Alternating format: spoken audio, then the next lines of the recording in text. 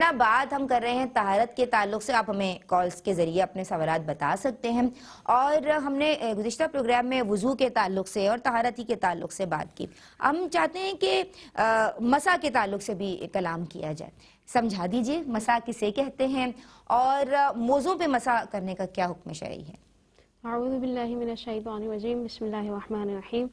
دیکھیں جیسے اللہ تبارک و تعالیٰ نے وضو کی آیت میں بیان فرمایا، وضو کے 4 فرائض کو بیان کیا جی. ان میں سے ایک پاؤں دھونا بھی ہے. اور علماء کرام فرماتے ہیں کثیر متعدد یعنی احادیث کریمہ کی روشنی میں کہ جیسے پاؤں دھونے سے فرض ادا ہو جاتا ہے، اسی طرح سے بلا کسی عذر کے موزے پر مسح کرنے، یعنی یہ موزہ ایک مخصوص قسم کا موزہ ہوتا ہے، عام ہر قسم کے موزے اس میں شامل نہیں ہیں. انشاءاللہ ان قریب ان کی قیودات ذکر کر دی جائیں گی. تو اس مخصوص قسم کے موزے پر مسح کرنے سے بھی یہ فرضیت ادا ہو جاتی ہے اور انسان باوضو کہلاتا ہے اور یہ اپنی نماز وغیرہ ادا کر سکتا ہے. اس کی دراصل وہ روایات ہیں جو بکثرت ہیں، تقریباً 80 صحابہ کرام جن میں سے عشرہ مبشرہ بھی ان کے اندر شامل ہیں. بہت ساری بکثرت روایات ہیں. ان میں ایک روایت ہے حضرت مغیرہ بن شعبہ رضی اللہ تعالیٰ عنہ کی، اور اس روایت میں اس کو یعنی کثیر کتب حدیث کے اندر ذکر کیا گیا ہے. امام بخاری نے بھی اسے ذکر کیا ہے، امام مسلم نے بھی اور دیگر ائمہ کرام نے بھی. حدیث کا مفہوم کچھ اس طرح سے ہے کہ نبی کریم علیہ الصلوۃ والسلام کے ساتھ یہ ایک سفر میں تھے اور یہ نبی کریم علیہ السلام کی مدد فرما رہے تھے وضو کرنے میں. تو جب یہ فرماتے ہیں کہ جب نبی کریم علیہ السلام نے اپنے سر کا مسح کیا تو میں نے چاہا کہ میں آپ کے خفین اتار لوں تاکہ آپ اپنے قدم مبارکہ کو دھو سکیں. تو سرکار صلی اللہ علیہ وآلہ وسلم نے انہیں روکا اور کہا کہ ان کو رہنے دو، میں نے انہیں حالت طہارت پر پہنا ہے. اور پھر اس کے بعد نبی کریم علیہ السلام نے اس پر مسح کر لیا. تو نبی کریم علیہ السلام کے عمل سے بھی، قول سے بھی اور صحابہ کرام کے آثار سے بھی بات ثابت ہے کہ موضوع پر مسح کرنا بالکل جائز ہے. البتہ جب موضوع پر مسح کیا جائے تو ان تمام قیودات کا خیال رکھا جائے جو کہ فقہاء کرام نے احادیث کی روشنی میں ہی ذکر فرمائی ہیں. یعنی کہ باوضو حالت میں ہم ہوں گے اور اس کے بعد ہم موزہ پہنیں گے، پھر اس کے بعد حدث لاحق ہوگا تو پھر مسح کیا جائے گا اور مسح کرنا جو ہے وہ بالکل ویلڈ ہوگا.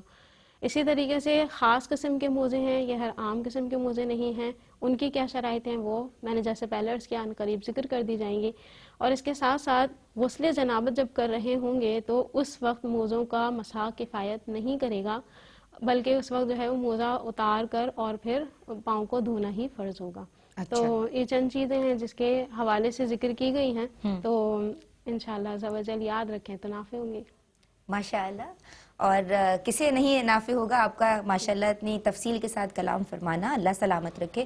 عالمہ صدف پروین آپ کی سمت آ رہے ہیں اور موضوع پہ مسح کرنے کے تعلق سے عالمہ صوبیہ شاکر نے رہنمائی فرمائی ہے. بات کو آگے بڑھائیں گے اور کس طرح کے موضوع پہ مسح کیا جا سکتا ہے. بسم اللہ الرحمن الرحیم. جیسے کہ ابھی ایک روایت ذکر کی گئی کہ نبی کریم صلی اللہ علیہ وآلہ وسلم نے بغیر کسی عذر کے بھی پاؤں دھونے کے بجائے موضوع پر مسح فرمایا ہے. تو یہ جو آپ صلی اللہ علیہ وسلم کا موضوع پر مسح فرمانا ہے، اس کو فقہاء کی ٹرم میں کہا جاتا ہے کہ یہ خلاف قیاس ثابت ہے. خلاف قیاس اس معاملے کو کہتے ہیں کہ جس میں ہماری عقل کا کوئی دخل نہ ہو. اگر دیکھا جائے تو اگر ہم سر پہ مسح کرتے ہیں تو وہ براہ راست کر رہے ہوتے ہیں، لیکن موضوع پر جب مسح کرتے ہیں تو ہمارا جو ہاتھوں کا گیلا پن ہے وہ ہماری اسکن تک نہیں پہنچتا بلکہ وہ موزے پر ہی رہتا ہے. تو اب یہ تری وہاں تک نہیں پہنچ رہی لیکن پھر بھی اس سے طہارت حاصل ہو رہی ہے. تو پھر فقہاء کرام نے فرمایا کہ جو نبی کریم صلی اللہ علیہ وآلہ وسلم نے جس طرح کے موضوع پر مسح فرمایا تو اس کی جو صفات ہوں گی اس پر اگر کوئی مسح کرے گا تو اس کا موضوع پر مسح کرنا ویلڈ ہوگا. اب وہ صفات کیا تھی تو اس میں فقہاء کرام نے تقریباً 7 شرائط بیان کی ہیں موزے پر مسح کی. اس میں نمبر 1 یہ ہے کہ آپ نے جب موزے پہنے ہوں تو آپ نے باوضو حالت میں پہنا ہو. اب اس میں 2 صورتیں ہو سکتی ہیں، یا تو آپ نے پہلے پیر دھو لیے پھر موزے پہن لیے اور پھر اس کے بعد جو بقیہ وضو ہے اسے آپ نے کمپلیٹ کر لیا ہو. لیکن اس میں شرط یہ ہوگی کہ جب آپ نے پیر دھو کے موزے پہنے ہیں اس سے لے کر اور جب آپ بقیہ وضو کمپلیٹ کر رہے ہیں اس دوران میں کوئی وضو توڑنے والی چیز نہ پائی گئی ہو، یا آپ نے کمپلیٹ وضو کر لیا پھر پہن لیا. یہ پہلی شرط ہے. دوسری شرط یہ ہے کہ وہ جو موزہ ہے وہ اس طرح کا ہو کہ جو آپ کے ٹخنے کو کور کر لے، کم از کم اتنا ہونا چاہیے. تیسری شرط یہ ہے کہ وہ موزہ اس چیز کا بنا ہوا ہو کہ جس سے پہن کے آپ باقاعدہ یعنی آسانی سے چل سکتے ہوں. لہٰذا اگر کوئی لوہے کا موزہ ہے یا کسی ایسی چیز کا بنا ہوا ہے دھات وغیرہ کا کہ آپ اسے پہن کر چل نہیں سکتے متواتر، تو پھر اس طرح کے موزے پر مسح نہیں کیا جائے گا. اور چوتھی شرط یہ ہے کہ وہ موزہ اسکن ٹائٹ ہونا چاہیے، یعنی وہ خود سے آپ کے پیر پہ رکا ہوا ہو، اس کو باندھے بغیر۔ اچھا، پانچویں شرط یہ بیان کی ہے کہ وہ موزہ اس طرح کا ہو کہ اس کے اندر سے پانی فوراً ہی سرایت کر کے اسکن تک نہ پہنچے، جیسے کہ چمڑے کا ہو، یا کم از کم اس کا تلا جو ہے وہ چمڑے کا ہو، یا ایسا ہو جیسے کہ اون وغیرہ کے موزے ہوتے اتنے زیادہ موٹے ہوں کہ اس میں پانی سرایت کر کے نہ پہنچے۔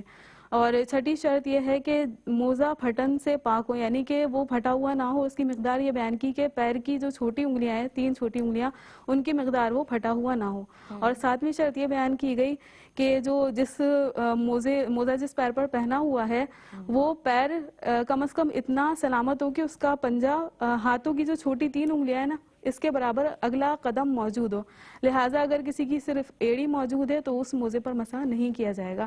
تو یہ تمام شرائطیں ان کو ملحوظ رکھ کے اگر کوئی موزے پر مسح کرے گا تو اسے نبی کریم صلی اللہ علیہ وسلم کی سنت پر عمل کرنے کا ثواب بھی حاصل ہوگا۔